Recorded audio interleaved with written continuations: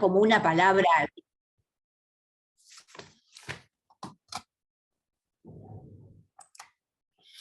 Voy a hablar sobre la ética de Enrique Pillon Rivière. Ética suele despertar como, ¿no? como una idea de complejidad, de cosa difícil de abordar, pero tiene que ver con, por un lado, con la filosofía práctica. ¿Qué quiere decir formar parte de la filosofía práctica? Que tiene que ver con las acciones humanas, tiene que ver con las decisiones humanas. A mí el enfoque más claro siempre me pareció Aristóteles. Aristóteles escribió mucho sobre ética, inclusive escribió un libro a su hijo, Nicómaco, sobre ética, ética nicomaquea, ¿no? Que fue para su hijo Nicómaco. Y él dice, lo básico, digamos, de la ética es que tiene que ver con las elecciones humanas. O sea, ¿qué elige el ser humano frente a una decisión que tiene que tomar o frente a la complejidad de la vida? Entonces, Aristóteles dice, el ser humano, cuando tiene que elegir, elige algo que considera un bien para él, ¿no? Considera algo bueno para él. Algunos elegirán los bienes materiales, con lo cual es una elección posible. Otros elegirán el buen vivir, ¿no? Entonces tomarán decisiones que tengan que ver con el placer, con disfrutar de la vida, con el buen vivir, ¿no? Otros elegirán el honor, ¿no? Aquiles, por ejemplo. Aquiles sabe que va a morir en la guerra de Troya y sin embargo sabe que si va a la guerra de Troya va a ser inmortal, por lo cual elige ir, ¿no? Porque le interesa ese honor, digamos. Honor histórico y honor en la batalla, honor logrado en el campo de batalla. Ahora, porque las decisiones humanas son múltiples, porque los seres humanos somos múltiples, la ética siempre es objeto de debates, siempre es objeto problemático, digamos, ¿no? Les voy a dar un ejemplo relativamente reciente.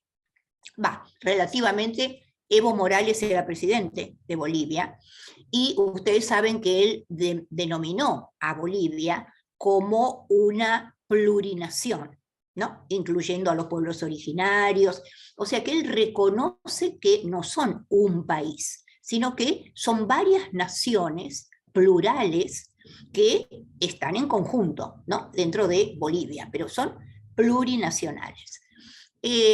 Bueno, él tenía que tomar una decisión que era muy importante para el desarrollo de Bolivia, que era que una carretera atravesara Brasil, toda la selva brasilera, o sea, en el medio de la selva boliviana, y siguiera por Perú hasta el mar, ¿no? Esta era la carretera que él tenía que aprobar, si Bolivia participaba de esto o no. Bueno, ahí se armó un debate con las naciones de pueblos originarios que formaban parte de las regiones de Bolivia por donde iba a atravesar la carretera, quienes se oponían. Entonces, por ejemplo, esta es una decisión ética. ¿Qué se elige? ¿El desarrollo económico? ¿Tener una salida al mar? ¿Resolver esta problemática eterna de Bolivia? Fomentar, digamos, el desarrollo, el comercio en esas regiones inhóspitas, o respetar lo que las naciones de pueblos originarios decían, que era no, nos oponemos, porque primero va a empezar una carretera, después van a empezar estaciones de servicio, después van a empezar pequeñas poblaciones de los empleados que trabajan en la empresa de servicios, o de nafta, de expendio de nafta, y después se van a armar pueblos y se van a armar ciudades y van a desnaturalizar la selva, que es nuestro hábitat, ¿no?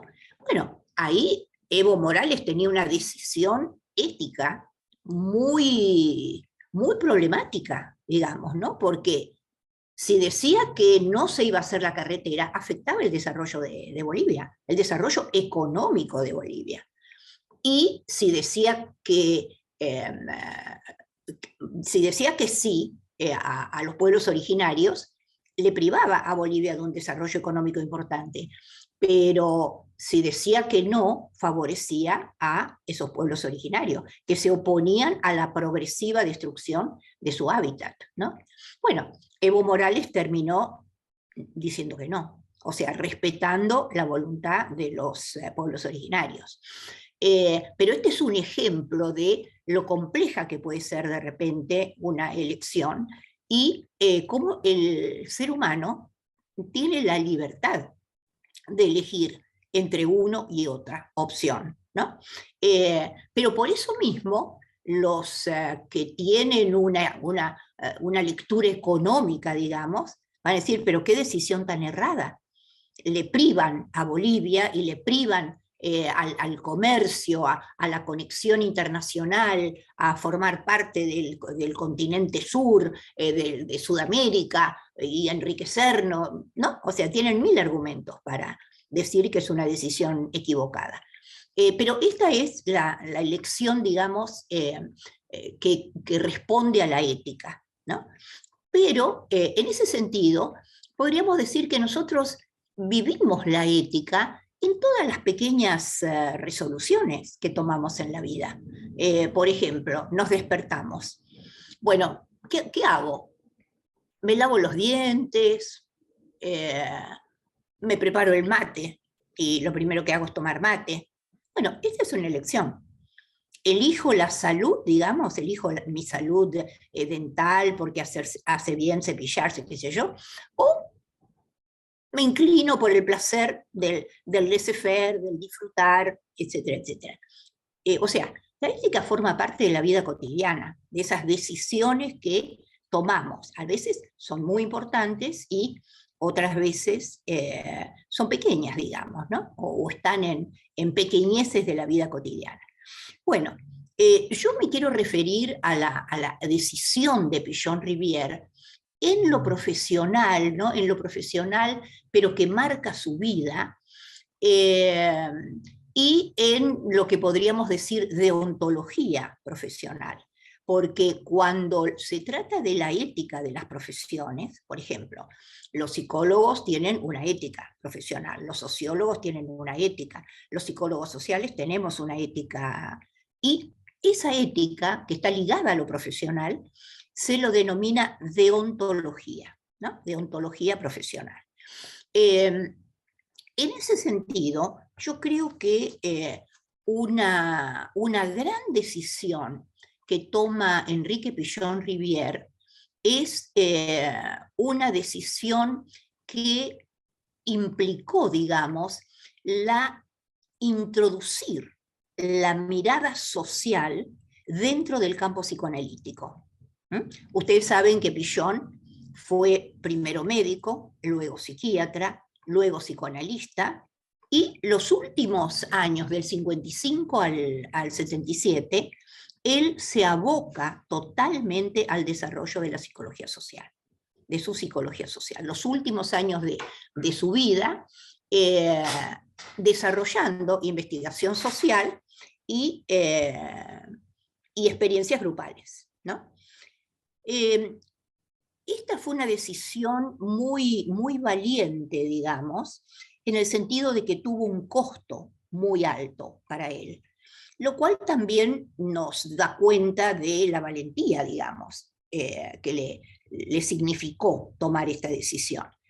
Él en 1951 viaja a Europa invitado a ser el relator oficial de la 14 conferencia de psicoanalistas de lengua francesa, ¿no? Él es invitado especialmente como relator oficial y él viaja a Europa en el 51. Allí da su conferencia y tiene encuentros o sea, se queda mucho tiempo en Europa y comparte experiencias con Lacan, con Lagache, o sea, todos los que son en ese momento como vanguardia, digamos, del psicoanálisis. Viaja también a Inglaterra, tiene contactos y charlas con Melanie Klein, con sus discípulas, que luego viajarán a Buenos Aires.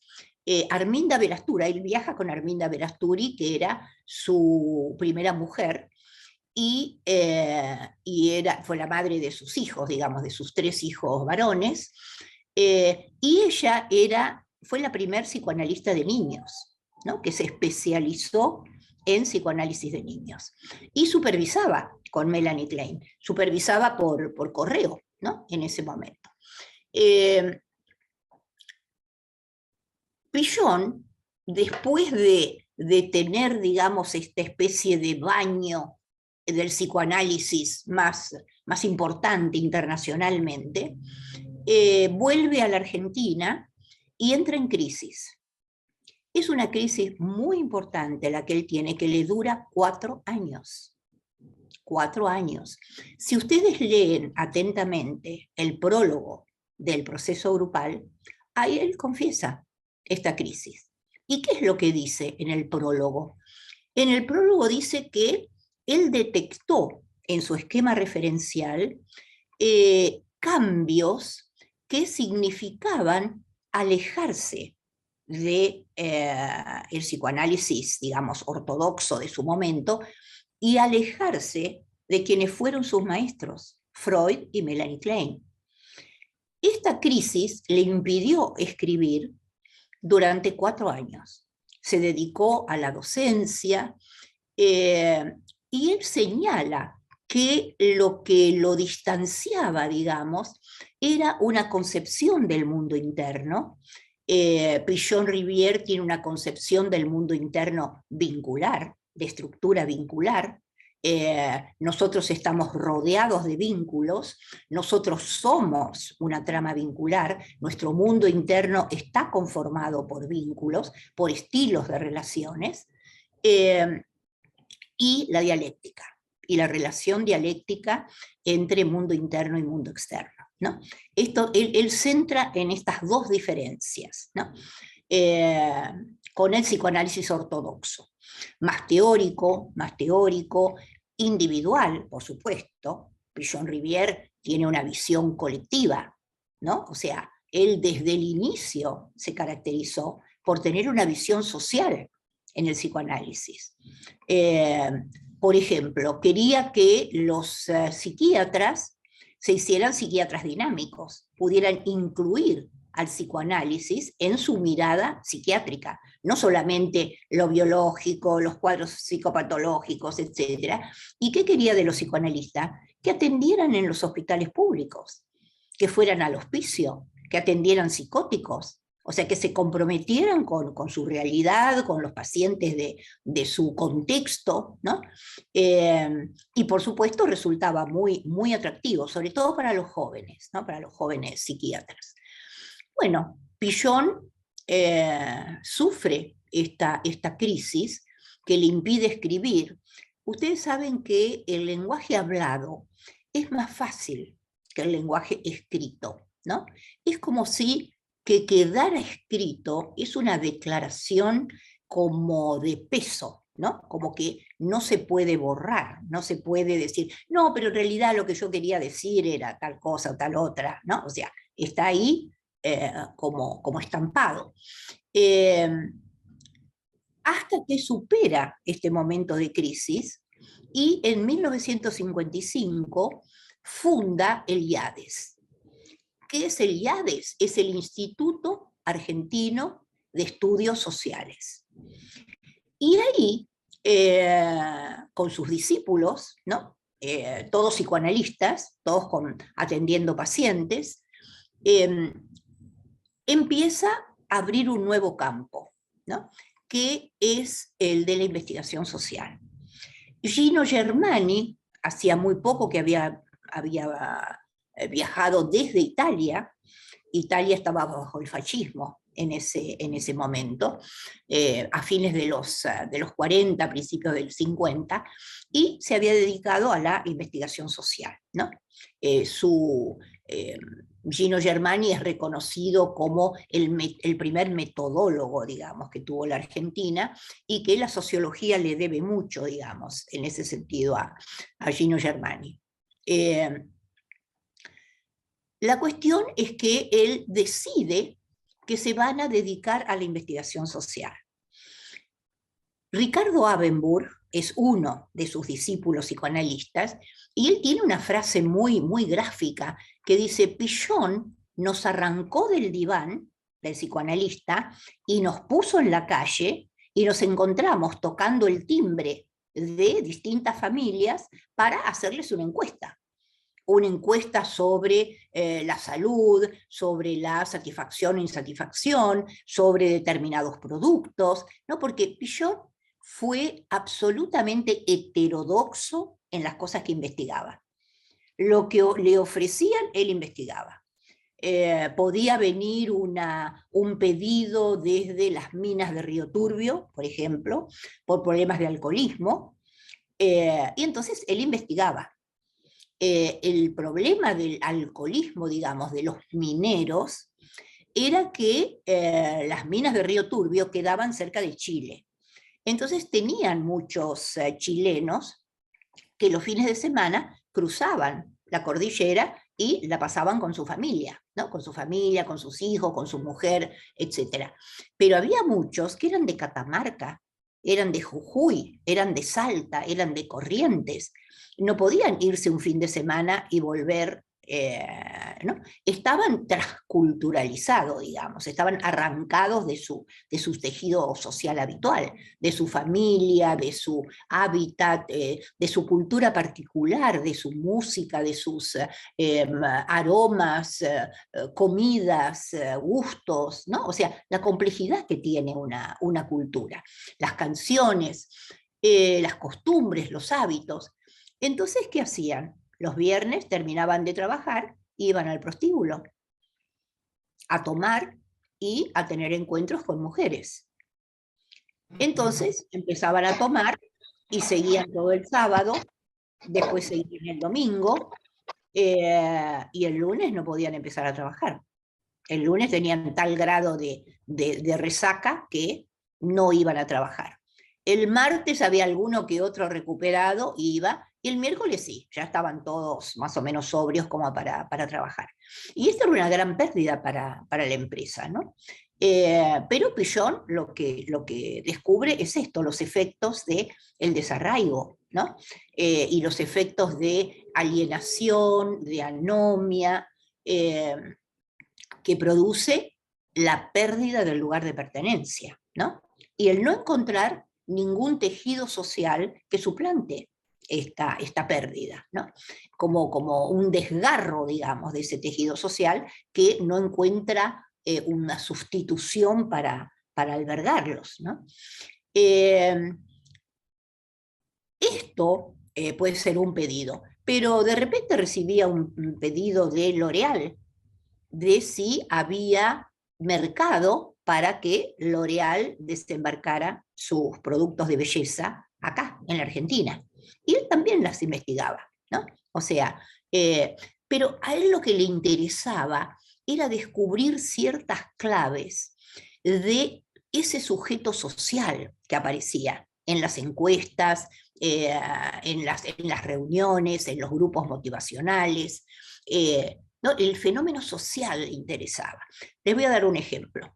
Una vez le piden que investigue sobre el almidón Colman.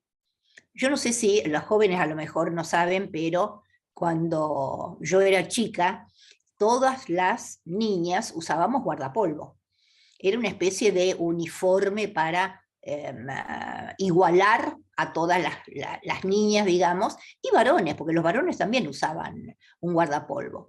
Entonces, ¿cuál era el orgullo de las madres? que ese guardapolvo apareciera planchado, durito, ¿no? Bien, con un moño rígido, duro del almidón que tenía.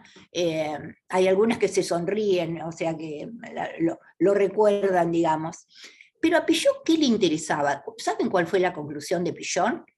Por un lado, hacían toda la indagación motivacional de publicidad tal como se lo pedían, pero a él lo que le interesaba era que ese énfasis en la rigidez, en el guardapolvo duro, almidonado, era una estrategia de la dictadura de ese momento para fomentar, digamos, como estructuras de carácter rígidas, ¿no? Para enfatizar el acatamiento, la rigidez, lo instituido, el uniforme, ¿no? O sea, había como una estrategia de la dictadura de ese momento, porque no hay que olvidarse que nosotros tuvimos dictadura en el 55, pero después se tuvo la dictadura que siguió a Frondizi, y después la de Ilia, y así sucesivamente, ¿no? Hasta llegar a la dictadura del 76, que fue la última, la más cruel y la última. O sea que le estoy dando esto como ejemplo de lo que a él le interesaba. Por supuesto que a él no le interesaba poner una empresa de marketing ni de análisis de publicidades, etcétera, ¿no? A él lo que le interesaba era el análisis social, ¿no? Tomar eso como emergente de un sujeto social que se expresaba a través de las encuestas y a través de los grupos. Además intervenía en grupos, ¿no? Por ejemplo, trabajaban con presos que estaban próximos a salir libres de la cárcel, ¿no? Pero también trabajaba con gerentes de una empresa y con dirigentes medios, ¿no? Con mandos medios, digamos, de la empresa, también con capataces de las empresas. O sea que le interesaban las experiencias grupales de la vida cotidiana, digamos, ¿no? Que podían ser grupos motivacionales o podían ser empleados de una empresa. Y él fue construyendo sus conceptos con estas investigaciones y en este contexto del IADES. Ahora, según Joaquín Pillon Rivière, el hijo de Pillon, él quedaba insatisfecho con el diagnóstico, ¿no? O sea, él llegaba a la conclusión de que, bueno, había alcoholismo en las minas de Río Turbio, entregaba el informe a la empresa y ahí terminaba la intervención. Pillon quedaba insatisfecho porque él quería operar sobre esa realidad, pero resulta que no tenía ni instrumentos conceptuales y ni técnicos, ni tenía operadores sociales que pudieran llevar adelante esa tarea, ¿no? Que podría ser, por ejemplo, crear grupos o crear proyectos comunitarios para esa gente, o una red vincular que les hiciera compartir los distintos aspectos de sus respectivas culturas, digamos, ¿no? O sea, alguna manera de generar un proyecto que a su vez pudiera crear un contexto vincular donde ellos se sintieran pertenecientes, reconocidos en su identidad, donde pudieran compartir con otros sus diferencias, sus singularidades. Pero él no podía llegar a esto. Por lo cual decide crear una formación, ¿no? Él en 1959 crea su escuela de psiquiatría, ¿no? Donde empieza a transmitir su concepto de psiquiatría dinámica, ¿no? Pero en el 63 él cambia este proyecto y le va a llamar Escuela Privada de Psiquiatría Social. O sea, ya se acerca más a su idea, digamos, ¿no? De construir una perspectiva social. Sin excluir el psicoanálisis, ¿no? Porque Pillon va a hablar de la lectura de lo latente. Y la lectura de lo latente surge del análisis de los sueños de Freud. Freud habla de contenido manifiesto en los sueños y de contenido latente. Pillon no toma la noción de inconsciente. el inconsciente para Pillon sigue siendo individual y es producto de un aparato psíquico, digamos, individual, ¿no? Si ustedes recuerdan la primer tópica de Freud, consciente, preconsciente, inconsciente, ahí funda la idea de inconsciente, digamos, ¿no? Como estructura subjetiva, consciente, preconsciente, inconsciente. Para él, la idea de inconsciente es lo latente. Es un contenido más dinámico, ¿no? Porque es como una narración, es una estructura vincular, es como una obra de teatro que tiene un guión, tiene un argumento, tiene sus personajes, tiene su proceso, ¿no? Su dinámica. Eh, entonces, el inconsciente, para Pillon, nunca va a hablar de un inconsciente grupal, ni de un inconsciente institucional, ni comunitario, nada, son proyectos. Es tarea, es un eje en realidad que tiene que ver con un anhelo específico, una tarea específico que la contiene y un proyecto. O sea, es un anhelo, tarea, proyecto, porque está abierto. La tarea es un horizonte, en realidad no se termina nunca, ¿no? Siempre está abierta a nuevas indagaciones, a nuevos descubrimientos, a nuevos proyectos. Ahora, yo les decía que esta elección ética de Pillon tuvo un gran costo para él, porque el fundar el IADES, el empezar con las investigaciones sociales, hizo que él se alejara y que lo alejaran de la Asociación Psicoanalítica Argentina. Y que por lo tanto él perdiera su posicionamiento encumbrado como psiquiatra muy, muy reconocido y como psicoanalista famoso. O sea, Pillon-Rivière trabajó mucho para hacer conocer el psicoanálisis, profundizar el psicoanálisis, expandirlo a otros países, al Uruguay, a Brasil.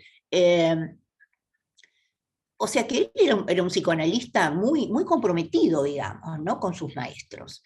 Pero en un momento tuvo que autorizarse a sí mismo de ir más allá de sus maestros, ¿no? Y él lo dice en un párrafo, dice, Freud intuyó que siempre hay un otro y que toda psicología es una psicología social, ¿no? Porque siempre hay un otro. Para todo lo que hacemos, hay un otro cuando nacemos y nos recibe y nos ayuda a sobrevivir. Un bebé recién nacido solo, sin un protovínculo, digamos, primario, cobijante, nutriente, no podría vivir. Hay unos autores, Berger y Luckmann, que hablan de útero social, que el bebé cuando nace lo recibe un útero, ¿no? Esta mamá, Arminda Brasturi habla de madre envolvente, ¿no? Es una madre que envuelve al bebé como si fuera un útero, pero recibiendo ya todas las influencias sociales de la madre, porque la madre es un ser socializado, es un ser que va a expresar, quiera o no quiera, es emisaria de su cultura, de su estilo particular, de su familia, de su ética, de sus elecciones de vida, de sus deseos individuales, y las va a transmitir. Quiera o no quiera, va a ser portavoz, digamos, de todo eso, de toda esa trama que la conformó a ella como ser humano. Entonces, inclusive, estos son todos relatos de Joaquín Pillon-Rivière, el IADES se fundó en la casa, o sea, él había alquilado, creo, no sé si comprado o alquilado, un petit hotel donde en la planta baja estaba la cocina, estaba el garage, en el primer piso estaban los consultorios de Arminda, los consultorios de él, para sus pacientes, en el tercero estaban los dormitorios, ¿no? Bueno, la cuestión es que él instala el IADES en el garage, cosa que a Arminda le molestó mucho porque se llenaba de gente, se llenaban de reuniones, no tenían horarios, ni para empezar, ni para terminar, siempre era un gentío, digamos, y lo que es peor, le invadían la cocina, que estaba al lado, y se la dejaban hecha un desastre, como ustedes se pueden imaginar, un grupo de psicoanalistas sirviéndose café o comiendo algo, abriendo la heladera y sirviéndose lo que tenían ganas, ¿no? Porque Pillon para Pillon no, era muy informal, digamos, en ese sentido. Pero claro, Arminda era muy formal, a ella le gustaban invitar a gente, le gustaban las cenas formales, los encuentros formales, la mesa bien puesta, ¿no? Se parecía más a la madre de Pillon en ese sentido. La cuestión es que Arminda hace tapiar la puerta de la cocina. O sea, entre el garaje y la cocina pone una pared, por lo cual la cocina está evidentemente vedada de cualquier investigación. Pero bueno, esto aparentemente fue desgastando a la pareja. Pillon, por otro lado, no tenía horarios. O sea, él podía trabajar hasta las 2 de la mañana, a las 3 de la mañana, a las 5 de la mañana, y el otro día a las 8 estar atendiendo. O sea, no se sabe cómo hacía, pero lo podía hacer. Yo fui víctima, entre comillas, de esto, porque en el 74, cuando empezó la AAA, a actuar la AAA, porque ustedes saben que la AAA fue un grupo parapolicial que empezó antes del golpe del 76. Empezaron los secuestros, empezaron las desapariciones, en plena época peronista, una vez muerto Perón, ¿no? Una vez muerto Perón, empezó a actuar la AAA, que después se volvió una dictadura, digamos, ¿no? O sea, como metodología generalizada en la dictadura.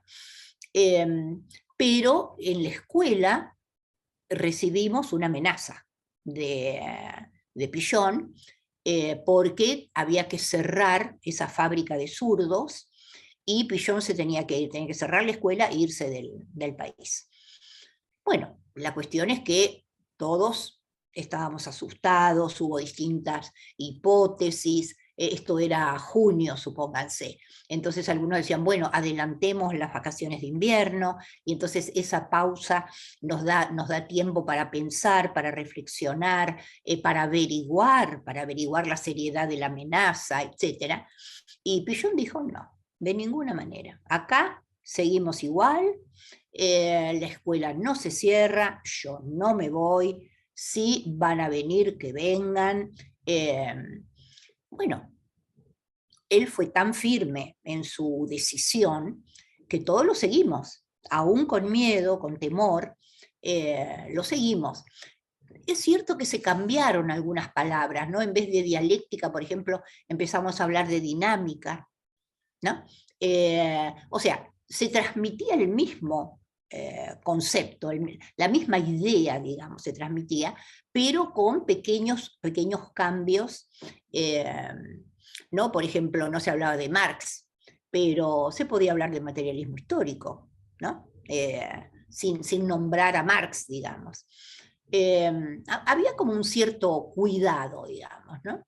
Y después también en los observadores, por ejemplo, si había alguna confidencia, no se tomaba nota, no se registraba, ¿no? Eso quedaba como confidencial. Porque cuando salíamos todos juntos de la escuela, éramos una multitud. Con lo cual podíamos llamar la atención de la policía y le podían secuestrar los cuadernos, o, en fin, a ninguna dictadura les gustan los grupos. Una de las primeras cosas que hacen es, si uno está, por ejemplo, más de 6 personas en una esquina, no me acuerdo si era más de 3 o más de 6, puede ser llevado a la policía como averiguación de antecedentes. O sea, el agrupamiento ya resulta sospechoso. Y mi convicción es que resulta sospechoso porque los grupos, cuando empiezan a interactuar, son autónomos, generan autonomía, generan decisiones propias, generan pensamientos propios, generan proyectos propios. Y la dictadura le teme a esa autonomía, ¿no? quiere todos soldaditos, todos disciplinaditos, todos aislados, todos obedientes, todos siguiendo el mando del general, del jefe, por lo cual los agrupamientos siempre son sospechosos para todas las dictaduras. Yo me acuerdo que había un dictador, no sé si era Suárez Mason o cual, que llegó a la ridiculez de prohibir la teoría de los conjuntos en matemáticas. O sea, suprimió la materia en las escuelas de la teoría de los conjuntos. ¿No? A ese nivel de ridiculez, digamos, ¿no? Pero digo que lo sufría Pillon, porque Pillon no dormía a la noche. Entonces me tenía de aquí. Como los secuestros eran a la noche y yo vivía a media cuadra de su casa, entonces me pidieron a ver si Pillon podía dormir en mi casa. Y Ana Quiroga lo pasaba a buscar a la mañana y lo llevaba al consultorio. Bueno, la cuestión es que Pillon empezaba la noche, yo tenía que pasar a buscar a las 8 de la noche. Entonces empezaba, siempre le pedían discursos o críticas en las exposiciones de arte. Era muy buen crítico de arte, muy buen crítico. Entonces toda vernissage, toda inauguración de galería, exposición de pintores y demás, siempre era invitado para dar una conferencia, digamos, hacer su análisis crítico de los cuadros. Y era muy, muy escuchado, casi con veneración, digamos, ¿no? Era escuchada su palabra. Bueno, salíamos de ahí, él tenía hambre, así que había que ir a cenar. Él le gustaba un restaurante, especialmente el Edelweiss, que quedaba en Libertad y Corrientes. Y la verdad que era un restaurante muy lindo, muy, muy tipo restaurante alemán, ¿no? Con vitrós, muy buena comida, y después llegaban personajes, por ejemplo, terminaban los teatros, entonces se llenaba de actores. Yo me acuerdo que una vez, muchos años después, ¿no? Enrique Pinti, por ejemplo, era habitué, salían del Colón y venían al Edelweiss, que quedaba ahí cerca. O sea, había varios personajes y muchos de ellos se acercaban a Pillon, charlaban con él, etc. Bueno, terminábamos de cenar y yo esperaba que no fuéramos a dormir. No, él quería recorrer la calle Corrientes. Entonces recorríamos la calle Corrientes, elegía libros, pilas de libros. Bueno, después había que ir a un bar para hojear esos libros. Y después, bueno, ya eran como no sé, 2, 3 de la mañana, una cosa así. Dice, no, me tenés que llevar a recorrer Buenos Aires. ¿Wow?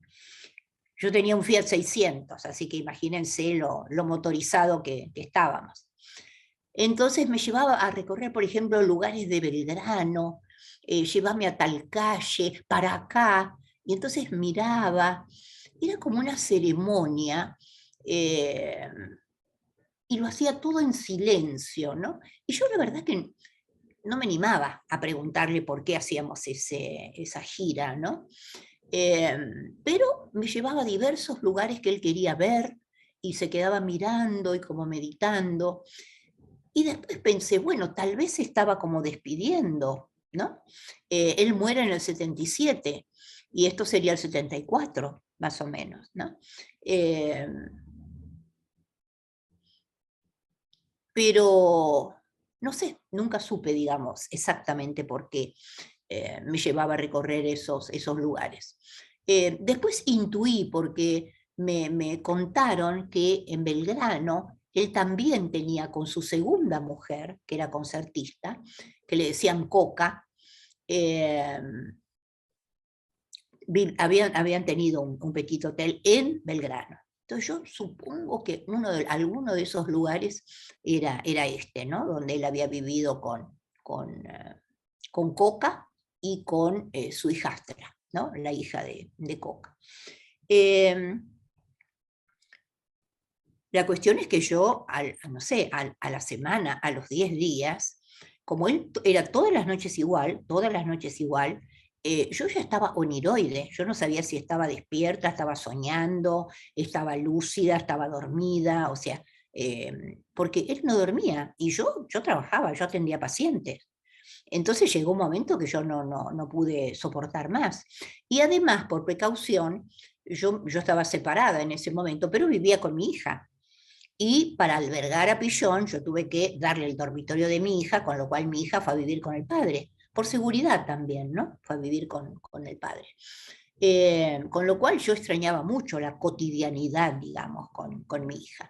Bueno, la cuestión es que mi hermano justo había dejado un departamento vacío porque había tenido trabajo en Brasil, no sé si había ido por un tiempo a Brasil, y entonces, bueno, les ofrecí ese lugar, pero era por agotamiento, porque yo no soportaba el ritmo de Pillón, ¿no? Eh, bueno,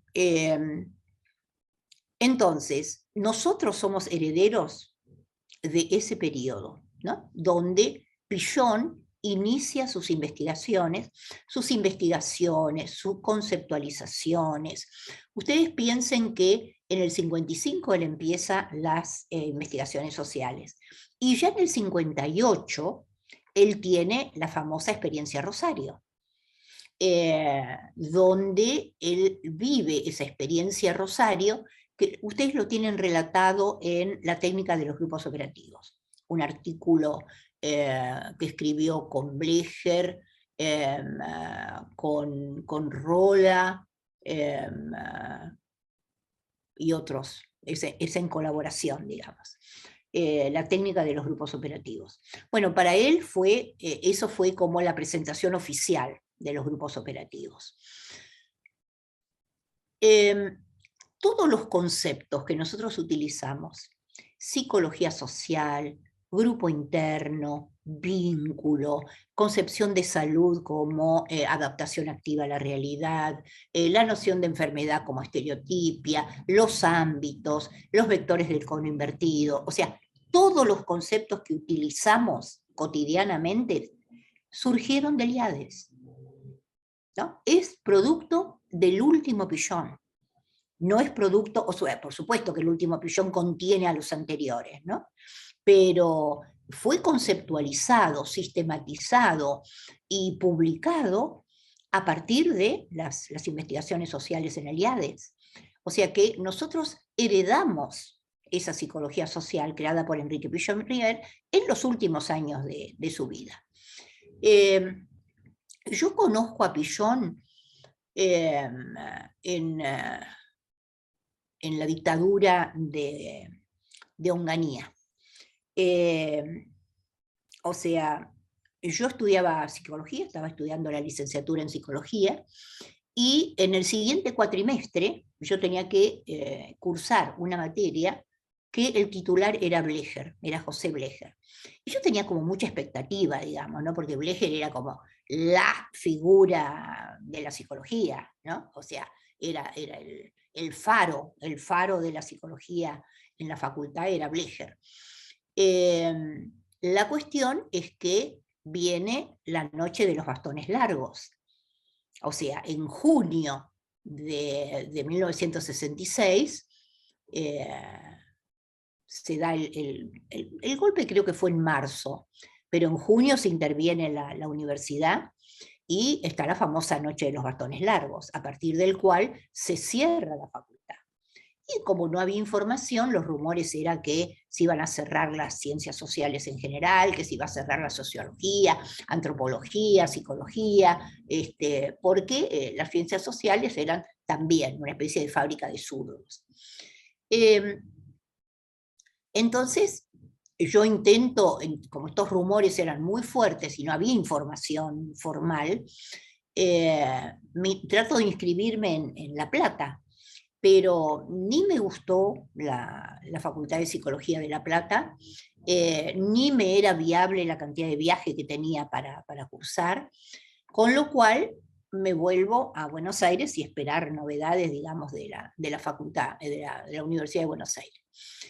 La cuestión es que en marzo del 67, del año siguiente, digamos, al golpe, y a la noche de los bastones largos, yo encuentro un pequeño aviso me parece que era el diario El Mundo, que decía Escuela de Psicología Social, la primera escuela privada de psicología social, dirigida por Enrique Pillon Rivière. Y entre la lista de los docentes estaba Blecher. Entonces yo dije, no, yo me voy a estudiar con Blecher. Sí, me lo sacaron, renunció, no lo voy a tener, me anoto ahí en esta escuela. A mí Pillon Rivière no decía nada, digamos, ¿no? A quien yo buscaba era Blecher, mi profesor faltante, digamos, el que me habían quitado. La cuestión es que en esa escuela conozco a Pillon y me entero que Blecher es Blecher por Pillon, porque es el discípulo de Pillon, y lo que transmite, digamos, en la Facultad de Psicología es la psicología social de Enrique Pillon Rivière. Él quería que toda la facultad estuviera abocada a psicología social. Él no quería que fuera una formación psicoanalítica. Ya para la formación psicoanalítica estaba la APA. Ellos tenían que ser o tenían que construir otro perfil. Y para él, el perfil que correspondía a los psicólogos eran los psicólogos sociales. Bueno, ahí está una cosa que yo comenté en el tercer encuentro de Bahía, que yo hablo con psicólogas, con licenciadas en psicología de mi generación, y ahí había una compañera en la cual nos reencontramos, donde parecen psicólogas sociales.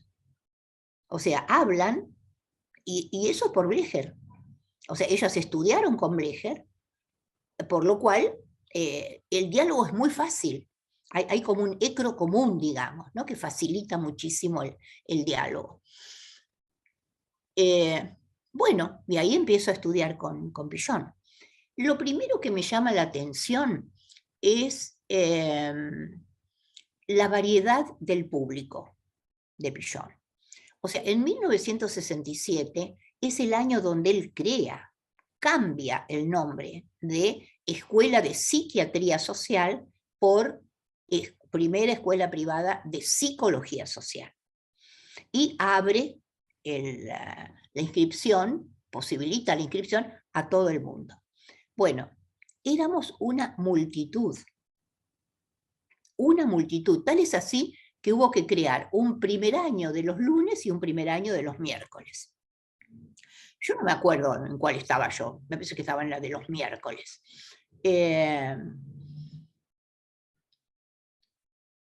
Y bueno, ahí tuve el privilegio de tenerlo a Pillon como docente todo el año. Él dictó la materia todo el año, como único docente.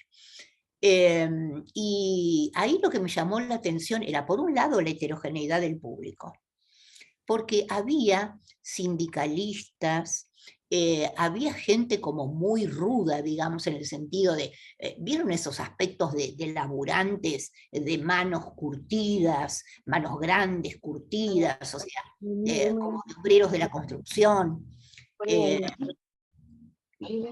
Sí, hay un micrófono abierto que hace que tengamos más participantes. Gracias.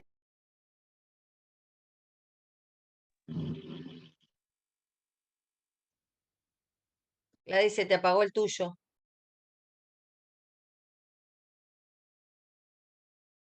A lo mejor estaba la flechita cerca. Hay que alejarla siempre de... Ahí, ahora estoy, ¿no? ¿Me escuchan?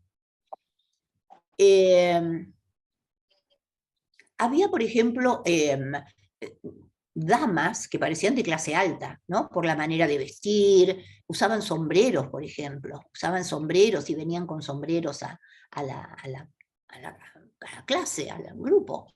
Después, por supuesto, había montones de psicoanalistas, de jóvenes psiquiatras, de jóvenes psicoanalistas también en formación. Los psicólogos éramos multitudes, porque, claro, nos habían cerrado la facultad. Entonces andábamos buscando recovecos donde poder seguir estudiando. Y después el grupo operativo, ¿no? El impacto del grupo operativo. La libertad de palabra, la libertad de opinión, lo que significaba esto en dictadura, donde uno estaba condenado al silencio, a no cometer infidencias, a cuidarse con quien hablaba, etcétera. Tener ¿no? la libertad era como respirar un aire puro, ¿no? Era un espacio de libertad, de espontaneidad, muy, muy necesario, ¿no? O sea, como muy saludable en ese sentido, en ese contexto, ¿no? En el contexto de opresión y de censura. Bueno, yo estudié 5 años con él ahí, y después, cuando yo estaba en 4º año, que hacíamos observación, Pillón dio un seminario en el hospicio. Y entonces pidió a alguien que observara, que hiciera la observación del seminario. Y bueno, yo me ofrecí, por supuesto. Entonces iba al hospicio con Pillón. La primera vez que fui al hospicio, yo tuve un impacto doble muy grande. Primero, el impacto con los psicóticos. A mí me causaba como una aprensión, digamos, ¿no? La presencia de los psicóticos, porque estaban harapientos, estaban sucios, olían mal, se te pegaban, venían, mamita, mamita, dame un cigarrillo, dame unas moneditas, ¿no? Uno es como que tenía el impulso de alejarlos, digamos, ¿no? Y al mismo tiempo lo veía Pillón, que él les abría los brazos, se le pegaban, les palmeaba la cabeza, el hombro, la espalda, les hablaba, y era como un aspecto juguetón, digamos, ¿no? Como una cosa tranquila, calma, alegre, ¿no? Distendida. Eh, y la verdad es que yo estaba como muy asombrada, porque no era fácil tener esa actitud, ¿no? Frente a esos seres. Bueno, yo también estaba impactada porque era la primera vez que iban al hospicio y que los veía así todos sueltos, digamos, todos libres. Porque después yo tuve experiencias en la licenciatura donde se hacían entrevistas con psicóticos, ¿no? Pero yo después pensé que era una manera de intervenir de Pillón, que esa actitud albergante, esa actitud hospitalaria, esa actitud como del abrazo, digamos, no tierno, eh, calmo, era como darles lo que los psicóticos no tienen, porque los psicóticos son los mayores desamarrados del mundo. O sea, son desamarrados de la familia, desamarrados de la sociedad, expulsados porque no pueden producir económicamente de manera exitosa.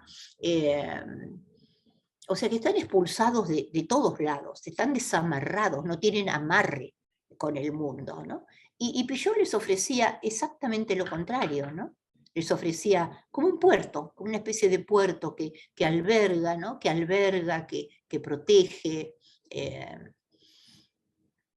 Y esa fue una experiencia importante que me impactó mucho, ¿no? Después, bueno, tengo anécdotas, digamos, ¿no? Una fue, yo me había separado eh, y fui a veranear a Gesell con una amiga.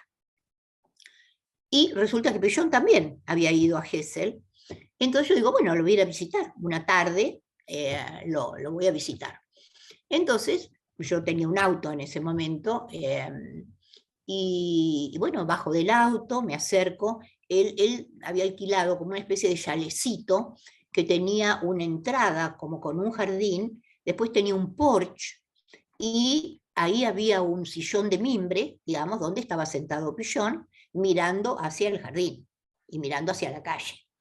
Entonces yo llego con el auto, abro el portoncito, lo cierro, me acerco y me inclino para darle un beso, para saludarlo, darle un beso. Y él me dice al oído, cuando yo me inclino, me dice, a vos te pasó algo bueno. Y uno cuando Pillón le hacía esa frase se quedaba totalmente choqueada, ¿no? Algo bueno, ¿qué me pasó algo bueno?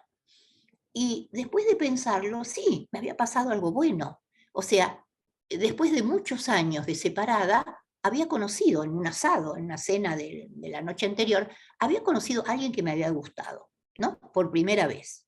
Había encontrado a alguien que me había resultado atractivo, ¿no? Que hasta ese momento nadie me resultaba atractivo. No podía ser lazo social, digamos, ¿no? Y tenía esa. Ahora, ahí la intriga mía era cómo lo leyó. Me lo leyó en el cuerpo, me lo leyó en las actitudes, me lo leyó en la forma de caminar, o sea, ¿no? Y recuerdo que él decía, ¿no? En sus primeras clases, decía, yo quiero enseñar la psicología del almacenero. ¿Cuál es la psicología del almacenero? El almacenero ve entrar a un cliente y ya sabe si le puede fiar o no. ¿No? O sea, tiene una lectura anticipada, ¿no? Por las actitudes, por cómo entra, por cómo se mueve o por cómo dice, ¿no? O sea, y él tenía una habilidad increíble para leer estas actitudes, ¿no? Y después tenía metáforas como muy campestres, decía, ¿no? Por ejemplo, había un docente en la escuela que era también coordinador, supervisor, que decía, ¿qué le pasa a fulanito de tal que está hinchado como un pavo? Los pavos cuando están en celo, el ritual es bueno, inflarse y parecer más grande, inflar las plumas, digamos. Tenía esas metáforas que eran como muy campesinas, ¿no? Pero lo leía, le intrigaba por la actitud que veía del otro, ¿no? Y le gustaba jugar a eso, ¿no? Como hacer un brujo, digamos, ¿no? Como hacer de brujo, adivinar qué le pasaba al otro. Después también, me acuerdo que una vez lo invité a cenar a casa y yo vivía con mi hija, que en ese momento tendría 4 años más o menos. Y resulta que la semana anterior o hacía 15 días, ella se había soltado de la correa y le había pisado un taxi y había muerto, había perdido a su perrita. La cuestión es que ella lloró mucho y después dejó de hablar. Dejó de hablar de la cuestión, no hablaba, no abordaba el tema, quedó como silenciado. Cuando llega Pillón, yo le digo, bueno, Malena, este es Pillón, esta es Malena, mi hija Malena. Y ella lo mira y le dice, ¿sabés que hace poco mataron a la perrita mía? O sea, hizo transferencia y empezó a hablar de lo que le pasaba, pero instantáneamente. Y Pillón le escuchaba muy atentamente, ¿no? Como algo importante que le había pasado en su vida, ¿no? En ese sentido, uno hacía fácilmente transferencia con Pillón, muy fácilmente. Y esto era una prueba de eso, ¿no? Entonces, en un momento antes de la cena, le digo, Pillón, vení que te muestro las flores de mi balcón, porque florecieron todas las flores de mi balcón, vení que te las muestro. Y me dice, pareces una puber que se acaba de tener su primer menstruación. Imagínense cómo me quedé yo, o sea, una sorpresa total. Yo no me acuerdo si le dije algo o no le dije nada, porque no sabía qué decirle. Pero después pensé que era una metáfora poética. O sea, porque él era muy sensible a la poesía, le gustaba mucho la poesía, había escrito algunos poemas. Y yo dije, claro, un poeta podría decir, esa niña con su balcón recientemente florecido, por ejemplo, ¿no? Para hacer una metáfora de su menstruación, ¿no? De su primer menstruación, los balcones florecidos.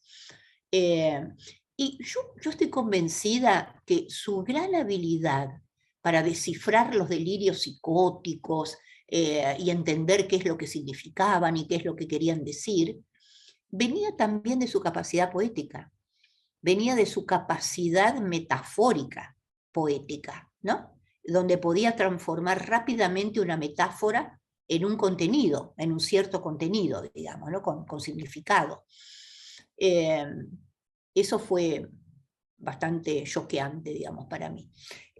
Bueno, a mí me gustaría que me hicieran algunas Sí, preguntas. Gladys, te iba a decir que no, llevamos una horita justo. Este, mm, y seguimos pues, escuchándote atentamente, pero para ser respetuosos del horario y porque algunos ya están diciendo que se tienen que ir porque se conectaron una hora, vamos a Sí, habilitar preguntas, comentarios, un ratito. resonancia. Sí. Exacto, resonancias y porque bueno, te escuchamos y te escuchamos y te escuchamos. La verdad, yo hay algunas cuestiones que de verdad que es la primera vez que te las escucho. Muy, muy generosa, Gladys, ¿verdad? Con nosotros. Bien, ¿quién quiere comentar? Pueden ir al chat si quieren. O Aprovechar que pueden están decirlo verbalmente, pueden como decirlo diga. verbalmente.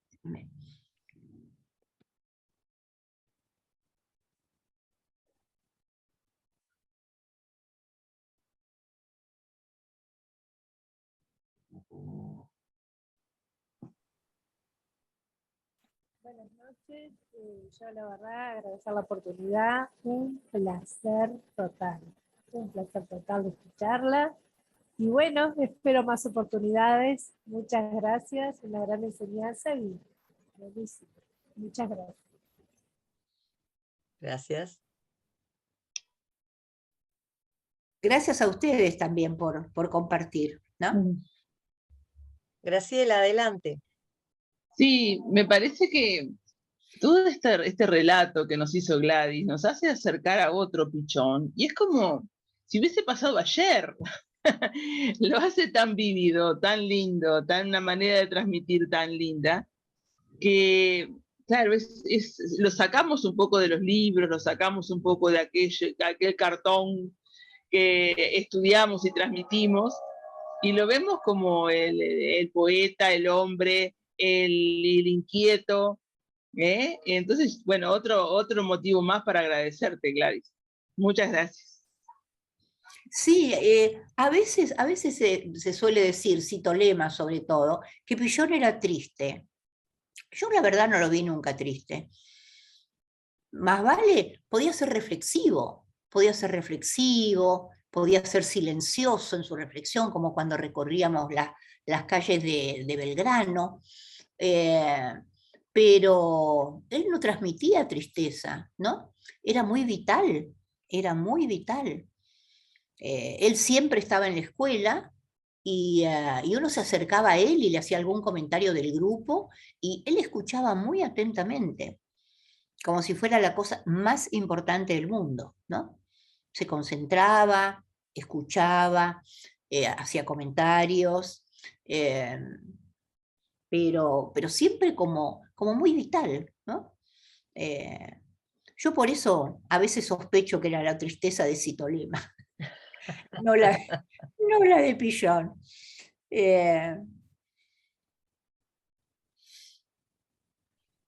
Porque si no, no hubiera fundado tantas instituciones como fundó. O sea, fundó la APA, fundó muchos centros de investigación, fundó salas en el hospicio, ¿no? Fue muy vital, una persona muy vital. Bien, ¿algún otro comentario, resonancia, pregunta? Si no, vamos a ir cerrando. Sí, fui recibiendo comentarios desde el chat, ¿no? Sí, ¿lo estás leyendo o querés que te los lea? No, los leo, Ah, cuando aparecen los leo. perfecto. Bueno, cuando ustedes me digan, Bueno, entonces, Gladys, vamos a ir cerrando por aquí. Después te voy a mandar el chat. Una última reflexión, un último pensamiento que quieras dejarnos acerca de Pillón, de lo que aprendiste de él. Sí, yo creo que a mí me gusta transmitir a Pichon, porque creo que somos sus herederos, ¿no? Y que nos ha dejado un legado y que debemos ser responsables con ese legado, ¿no? Que nos dejó. Yo sé que este legado es muy potente, ¿no? Porque si no, no habría tantas escuelas de psicología social como las hay. O sea, gente que lo estudia, gente que quiere estudiarlo, que quiere saber, ¿no? Hay un deseo de saber, ¿no? Y que el ecro de Pichon es muy complejo y es muy generoso, ¿no? Porque el ecro es un conjunto es una teoría, ¿no? Porque la psicología social es una disciplina. El ecro es definir, digamos, es una manera de definir, de encontrar un significante para su corpus teórico, metodológico y técnico. Pero además tiene un plus, que es el grupo operativo, que transmite un saber hacer con los grupos. Y este saber hacer con los grupos no lo da ninguna universidad. Las universidades suelen ser excelentes cajas de teorías, digamos, ¿no? Entonces uno se informa de un montón de teorías, de un montón de expectativas, de perspectivas, digo, un montón de autores, y sale con una caja de herramientas teóricas muy, muy llena, digamos, ¿no? Muy nutrida. Pero el saber hacer en su disciplina, no. En cambio, Pichon, a través del grupo operativo, crea una praxis por el cual, a medida que uno va aprendiendo la teoría, va aprendiendo una metodología, un método, digamos, y va aprendiendo un saber hacer con los grupos. O sea, es una praxis constante, teoría, práctica. Y esto hace que la práctica interrogue la teoría interrogue la práctica, y uno se piense en ese contexto, ¿no?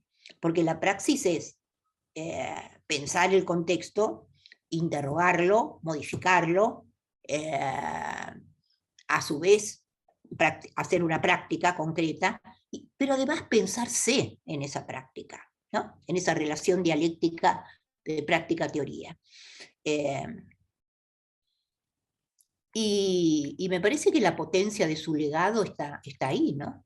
Y que es una responsabilidad poder responder, digamos, a este legado, ¿no? Bueno, Gladys, a todos Bueno, los que te escuchamos agradecidos, están terminando, bueno, que estamos todos, esto que decimos todos, ¿no? La psicología es un antes y un después para cada una de las personas que estamos acá, ¿no? Porque exactamente. nos ayuda a modificar el mundo modificándonos a nosotros mismos, así que es como una suerte de paradigma que nos libera, que nos ayuda, que nos hace a todos mucho más humanos. Gladys, muchísimas gracias por tu generosidad, gracias por el tiempo compartido. Muchísimas gracias a todos las que se conectaron por estar acá con nosotros como siempre. Estos encuentros EPSU que se están alejando en el tiempo porque la presencialidad nos gana, pero que los vamos a seguir haciendo porque vieron que tenemos gente de todo el país. Entonces está bueno también esta posibilidad de estar con todo el país. Gladys, te esperamos el año que viene en Uruguay, seguro, ¿eh? Perfecto. Muchísimas gracias Bueno, a todos. Estamos en contacto. Hasta luego. Chao, nos vemos. chao, hasta Chao, pronto. chao. Chao, chao. Gracias. Chao, gracias. Abrazo. Abrazo.